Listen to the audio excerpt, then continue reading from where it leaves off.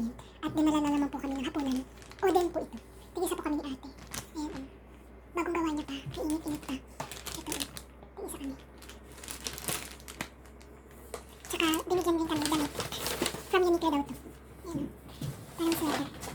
Sweater ba? Basta damit. Ayan,